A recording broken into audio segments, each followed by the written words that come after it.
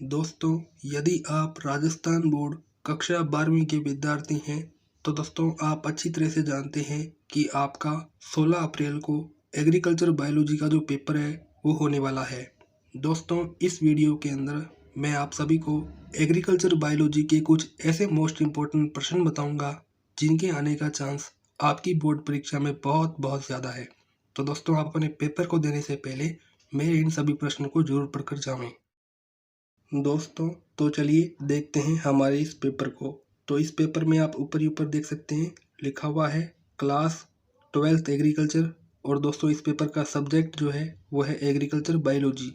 दोस्तों, इस पेपर में जो आपको टोटल टाइम मिलेगा वो मिलेगा 2 घंटे 45 मिनट का। और इस पेपर के जो मैक्सिमम मार्क्स रखे गए हैं वो दोस्तों यहाँ पर कितने हैं, 56। यानी कि दोस्तों 56 नंबर का पेपर रहने वाला है। तो चलिए देखते हैं इस पेपर का खंड ए सेक्शन ए।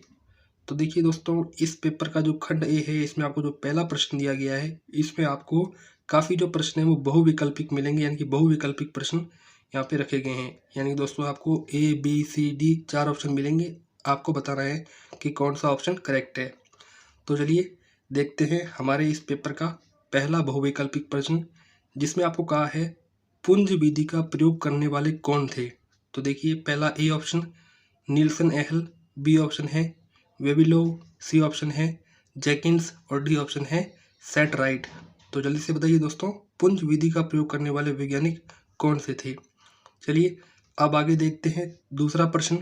इसमें आपको कहा है असुगुणिता का प्रकार जिसमें गुणसूत्रों की संख्या 2n-1 होती है। तो दोस्तों वो यहाँ पर कौन सी सूत्रता कहलाती है, एक न्यून सूत्रता, द्विन्यून सूत्रता, एकाधी सूत्रिता या फिर दोस्तों द्विआधारी सूत्रिता। तो इस प्रकार से आपको यहाँ पे 4 ऑप्शन दिए गए हैं। दोस्तों आगे हमारे पास में अब इस पेपर का जो तीसरा प्रश्न है वो आता है। इसमें आपको कहा है कि निम्न में से कौन सी विधि संकरण द्वारा प्रजनन की विधि नहीं है। तो देखिए पहला ऑप्शन पुंज विधि, प्रत्यय संकरण, वंशावली विधि या शुद्ध वंशाक्रम विधि। दोस्तों तो अब आगे हमारे पास में इस पेपर का जो चौथा प्रश्न आता है। इसमें आपको कहा है कि दही बनाने की प्रक्रिया में किसका योगदान होता है। तो दोस्तों आपको यहाँ पर ए ऑप्शन दे रखा है पौधों के रस का, बी ऑप्शन है प्रतिबंधन एंजाइम का, सी ऑप्शन है सूक्ष्म जीवों का और डी ऑप्शन है लाइगेज एंजाइम का। तो दोस्तों मैं आपको बता दूं, पौधों का रस कभी भी दही बनाने में योगदान नहीं देता। प्रतिबंधन एंजाइम भी दोस्तों दही बनाने में योगदान नहीं देता। लाइगेज एंजाइम दोस्तों डीएनए के खंडों को जोड़ता है, तो इस प्रकार से ये भी दही बनाने में योगदान नहीं देता। दोस्तों दही बनाने में योगदान देता है कौन, सूक्ष्म जीव। ठीक है ना, सूक्ष्म जीव क्या करते हैं, दूध से दही बनाते हैं। तो इस प्रकार से सी ऑप्शन करेक्ट होने वाला है। चलिए आगे देखते हैं हमारे पास में पांचवा प्रश्न आता है। इसमें आपको कहा है मेरिस्टेज संवर्धन के लिए पौधों का कौन सा भाग काम में लेते हैं। तो देखिए ए ऑप्शन जड़ का भाग, बी ऑप्शन तने का भाग, सी ऑप्शन पत्ती का भाग और डी ऑप्शन तने का शीर्षस्थ का कक्षस्थ। ठीक है, इस प्रकार से पांचवा प्रश्न रहेगा। चलिए दोस्तों आगे देखते हैं हमारे पास में इस पेपर का छठा प्रश्न आता है दीमक का वैज्ञानिक नाम क्या है। यानी दोस्तों टर्माइट है, उसका साइंटिफिक आपको नाम बताना है। तो देखिए इसमें आपको ए ऑप्शन दे रखा है अमस्काटा मोरई, बी है ऑब्सस और सी है हॉलिकोब्रा रमजीरा। ठीक है, तो इस प्रकार से दोस्तों को बताना है जल्दी से। साइंटिफिक नाम थोड़े से हार्ड होते हैं, ठीक है ना। यदि आपको ये प्रश्न नहीं आता है तो घबराओ मत, ये सिंपल प्रश्न नहीं होते, क्योंकि दोस्तों साइंटिफिक नाम याद करना ही बहुत बड़ी बात है। आगे आप देखिए हमारे पास में सातवां प्रश्न है। इसमें आपको कहा है विषाणु का कौन सा भाग संक्रमणकारी होता है। तो न्यूक्लिक अम्ल, प्रोटीन, उपरोक्त दोनों या कोई नहीं। आगे देखिए आठवां प्रश्न अर्गोटीन एक क्या है। तो जंतुओं का रोग, कवक रोग या फिर दोस्तों बाजरे का रोग या फिर मनुष्य का रोग। इस प्रकार से दोस्तों आठवां प्रश्न रहेगा। आगे आप देखिए हमारे पास में नौवां प्रश्न आता है। इसमें आपको साइट्रस कैंकर के उन्मूलन की घटना किससे संबंधित ये बताना है। तो वाशिंगटन से, फ्लोरिडा से, कैलिफोर्निया से या फिर फ्रांस से।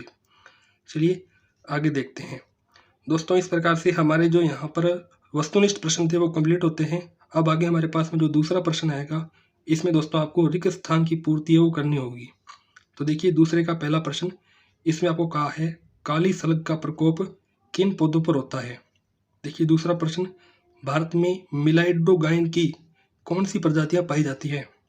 तीसरा प्रश्न प्रतीप संकरण में बार बार उपयोग किए जाने वाले जनक को क्या कहते हैं। आगे देखिए चौथा, ट्रांसजेनिक मक्का में किस नामक अमीनो अम्ल अधिक पाया जाता है, यानी कि कौन सा अमीनो अम्ल है वो अधिक पाया जाता है ट्रांसजेनिक मक्का में। दोस्तों आगे आप देखिए हमारे पास में तीसरा जो प्रश्न है वो आता है, इसमें दोस्तों आपको अति लघुतरात्मक प्रश्न मिलेंगे। तो देखिए पहला प्रश्न, पद पुनः को परिभाषित कीजिए, यानी दोस्तों प्लांट इंट्रोडक्शन है, इसको दोस्तों आपको डिफाइन करना है। चलिए आगे देखते हैं, इस पेपर का जो दूसरा प्रश्न है उसमें आपको कहा है केलस व एक्सप्लांट को परिभाषित कीजिए। तो दोस्तों ये बहुत इंपॉर्टेंट प्रश्न है, आप टिक लगा लेना, ये आ सकता है दोस्तों। आगे आप देखिए दोस्तों हमारे पास में इस पेपर का तीसरा प्रश्न है वो आता है, दीमक व टिड्डी का वैज्ञानिक नाम लिखिए। दोस्तों टिड्डी का मैं आपको बता देता हूँ, टिड्डी का क्या होता है, लोकुस्ट। क्या होता है दोस्तों, लोकुस्ट। और दोस्तों आपको यहाँ पर दीमक पूछा है ना, तो दीमक का आप लिख देना टर्माइट लिख सकते हो, लेकिन दोस्तों आपसे पहले भी पूछा था, तो आप इनके साइंटिफिक नाम एक बार देख लेना, मैंने तो वैसे आपको नॉर्मल नाम बताए हैं, ठीक है ना। तो इस प्रकार से दोस्तों ये रहने वाला है। आगे देखिए चौथा प्रश्न, महूक कीट के कोई एक प्राकृतिक शत्रु का नाम लिखिए। पांचवा, निषिक्तांड क्या है। छठा प्रश्न, भारत में रोली रोगों का निवेश द्रव्य प्रतिवर्ष कहा जाता है, तो किसे कहा जाता है। सातवां प्रश्न, अमरूद का मलानी रोग किस रूप में ज़्यादा जिंदा रहता है, तो इस प्रकार दोस्तों आपको बताना है। आगे आप देखिए हमारे पास में आठवां प्रश्न आता है, गेहूं का मोलिया रोग की खोज किस वैज्ञानिक ने की थी और किस स्थान पर की थी, ये दोस्तों आपको बताना है। चलिए आगे देखते हैं दोस्तों, हमारे पास में अब इस पेपर का जो खंड बी सेक्शन बी है वो आता है। इसमें दोस्तों आपको जो चौथा प्रश्न दिया है, इसमें आपको कहा है जनन द्रव्य संरक्षण को समझाइए। पांचवा प्रश्न है, उत्परिवर्तन के प्रकारों का वर्णन कीजिए। छठा प्रश्न है, असुगुणिता एवं सुसुगुणिता में अंतर लिखिए, यानी कि एनोप्लेडी और यूप्लेडी है, इसके मध्य आपको डिफरेंस बताना है। आगे आप देखिए सातवां प्रश्न, स्वभूगुणिता का पद प्रचलन में उपयोग है वो लिखना है, यानी कि दोस्तों यहाँ पे यूप्लॉइड जो होता है उसका प्लांट ब्रीडिंग में क्या यूज है, ये दोस्तों आपको राइट करना है। तो इस प्रकार से दोस्तों ये प्रश्न रहेंगे।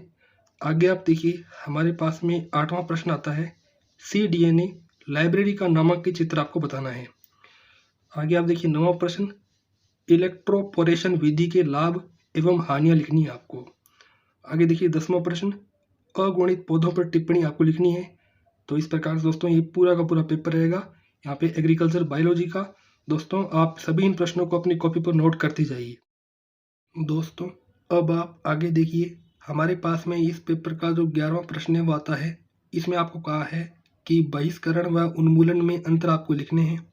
आगे 12वां प्रश्न, कपास का जीवाणु अंगमारी रोग के लक्षणों की 3 अवस्थाओं का आपको वर्णन करना है।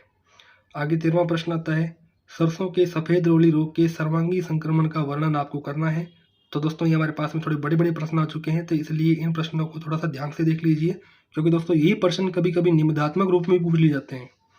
तो आगे आप देखिए हमारे पास में 14वां प्रश्न आता है, अमरूद के मलानी रोग के लक्षण आपको लिखने हैं। तो दोस्तों यहाँ पे अमरूद का मलानी रोग और यहाँ पे गेहूं का जो रोग है और जो सरसों का रोग है वो बहुत इंपॉर्टेंट है, इन तीनों रोगों को याद करके जाना, ठीक है, बड़ा प्रश्न आ सकता है यहाँ से। आगे देखिए 15वां प्रश्न, गेहूं के मोलिया रोग के लक्षणों का वर्णन कीजिए, ठीक है। इस प्रकार दोस्तों ये प्रश्न रहने वाले हैं।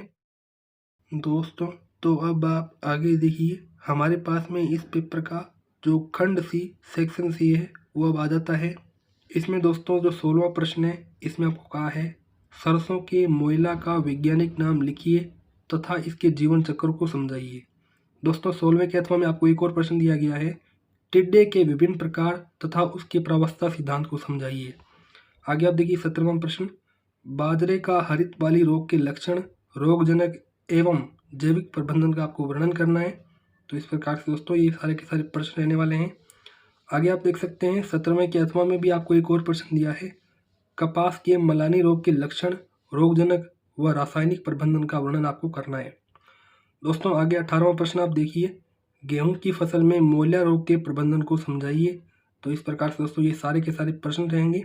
आगे दोस्तों 18वें के अथवा में आपको एक और प्रश्न दिया है, गेहूं के सेहू एवं तंदू रोग के प्रबंधन को आपको समझाना है, ठीक है ना। यहाँ पे जो तंदू रोग है उसके प्रबंधन को आपको समझाना है। दोस्तों तो अब आप आगे देखिए हमारे पास में इस पेपर का जो खंड डी यानी कि दोस्तों सेक्शन डी है वो आ जाता है। अब दोस्तों सेक्शन डी के अंदर जो 19वां प्रश्न है इसमें आपको कहा है कि नींबू के कैंकर रोग के लक्षण, रोगजनक एवं रोग प्रबंधन को विस्तार से आपको समझाना है। और साथ ही 19वें के अथवा में देखिए सब्जियों के जड़ ग्रंथि रोग के रोगजनक लक्षण तथा रासायनिक प्रबंधन को आपको समझाना है। तो ये हमारे पास में 4 नंबर का प्रश्न है। दोस्तों यदि आपको 19वें प्रश्न वाला ऊपर वाला नहीं आता हो तो आप अथवा वाला नीचे वाला कर लीजिए, ठीक है। लेकिन दोस्तों कीजिए ज़रूर, क्योंकि बड़ा प्रश्न है और दोस्तों बड़ा प्रश्न आपके मार्क्स में डिफरेंस लाएगा, क्योंकि दोस्तों बड़ा प्रश्न यदि नहीं करोगे तो नंबर यहाँ पे ऑटोमेटिक कम हो जाएंगे आपके। आगे देखिए 20वां प्रश्न, पुंज विधि को रेखा चित्र की सहायता से आपको समझाना है। दोस्तों 20वें के अथवा में देखिए पराग संवर्धन तथा कोशिका संवर्धन विधियों का सचित्र वर्णन आपको करना है। तो इस प्रकार से दोस्तों हमारा यहाँ पे पेपर कंप्लीट होता है। यदि दोस्तों आपको मेरे इस वीडियो के जो क्वेश्चन हैं वो पसंद आए हों तो इस वीडियो को लाइक कर देवें, चैनल को सब्सक्राइब कर देवें। और साथ ही दोस्तों यदि आपका कोई एक ऐसा फ्रेंड है जिसका 16 अप्रैल को एग्रीकल्चर बायोलॉजी का पेपर होगा तो दोस्तों उसको भी ये वीडियो शेयर कर देवें, ताकि दोस्तों वो भी एग्रीकल्चर बायोलॉजी में अच्छे परसेंटेज ला सके, अच्छे मार्क्स ला सके। तो दोस्तों अब इस वीडियो में तो इतनी ही जानकारी थी। दोस्तों मिलते हैं किसी अन्य वीडियो में, तब तक के लिए जय हिंद, जय भारत।